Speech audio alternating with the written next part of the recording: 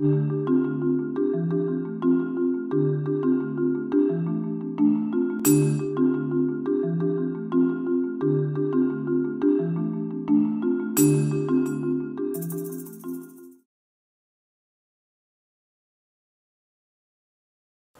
depuis les rencontres de 2011, j'aurais tendance à dire que nos relations avec les principaux fournisseurs, les plus gros, se sont plutôt enrichies et qu'on a l'impression d'être un peu plus considérés. Les diffuseurs doivent donner comme objectif à leurs représentants de faire évoluer cette relation si le libraire le souhaite. Donc évidemment, la clé, elle est un petit peu des deux côtés. Donc il faut qu'on soit dans l'accompagnement et qu'on sache accompagner ça. Qu'on donne aussi des outils aux représentants qui soient légèrement différents. Je vous donne un exemple. Aujourd'hui, les représentants, quand ils partent en librairie, ils ont toute une analyse des zones de chalandise. Donc ils ont les moyens d'accompagner ça. Est-ce qu'ils ont le temps de le faire? C'est le temps que leur accordera le libraire qui fera la différence. Nous avons été les premiers à annoncer des mesures visant à raccourcir les délais de crédit pour les retours, que nous avons ramené de 60 jours à 30 jours pour les librairies labellisées Lire il y a plus de 2 ans maintenant. Le crédit retour ramené à 30 jours, qui est en soi une bonne idée, mériterait d'être systématisé à l'ensemble de nos fournisseurs et surtout à l'ensemble des libraires sans qu'ils aient besoin d'être labellisés Lire. C'est une concurrence effrénée par rapport à certains réseaux, et en particulier, pour parler clair, d'Amazon. Et donc, il nous a semblé important de pouvoir permettre au libraire de répondre à son client, à son consommateur, en lui apportant les mêmes délais. Donc nous avons mis en place un système de livraison qui permet de garantir, dans la majorité des cas, une livraison dans un délai de 48 heures.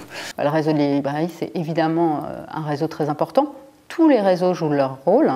Celui de la librairie, c'est vraiment un rôle de prescription. Et c'est par là que tout se passe. Les autres réseaux sont clairement suiveurs sur beaucoup de titres.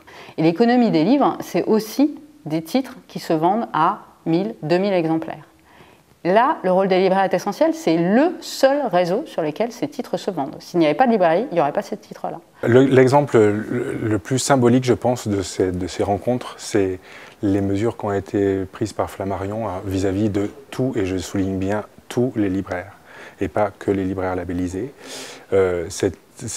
Encore une fois, pour notre trésorerie, c'est un bol d'air incroyable. Je dirais que les meilleures des mesures, évidemment, étaient d'augmenter les remises de base, parce que quand on est jeune libraire, qu'on démarre, commencer avec du 30% au secours, quoi. Enfin, c'est pas bien partir dans la vie.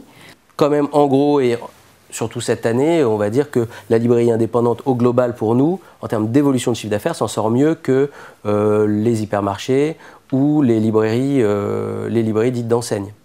Voilà. Qu'elle représente plus de 50% de notre chiffre d'affaires aussi. Les charges augmentent, le transport augmente, les retours augmentent. Je pense que pour être viable aujourd'hui en librairie, il faut absolument augmenter les remises.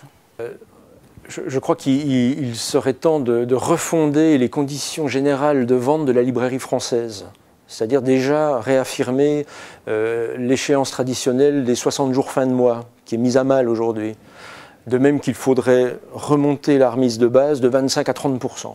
Il faut que les représentants, dans l'accompagnement des libraires, aient toute cette valeur ajoutée qu'on leur demande et ne soient pas juste là pour lister tout un tas de titres et montrer des couvertures. Il n'y a pas une règle en fait. Il va falloir qu'on s'adapte vraiment à chaque libraire, à savoir de quoi il a besoin.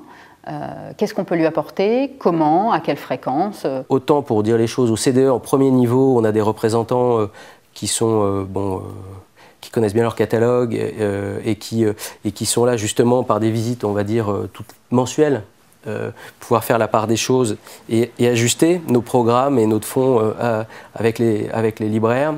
Autant en équipe C, donc dans les autres réseaux, on a souvent des grilles d'office qui sont du coup de fait pas toujours adaptées ou au goût des libraires, mais ça peut poser problème. Ces histoires de niveau, c'est une vraie connerie, quoi. Enfin, c'est-à-dire qu'il faudrait réviser ça, qu'il n'y ait plus de niveau. Voilà. Avec les instances représentatives, il y a des choses qui se font, avec des groupements de libraires, il y a des choses qui se font. Moi, je dirais qu'on ne dégagera pas de marge tant qu'on n'aura pas mis les mains dans le cambouis et travaillé. Il y a des choses à faire, mais ça demande du travail, ça demande du changement de nos pratiques, ça demande de se poser, de regarder qu'est-ce qui se coûte cher à qui, qu'est-ce qu'on peut faire pour améliorer les choses.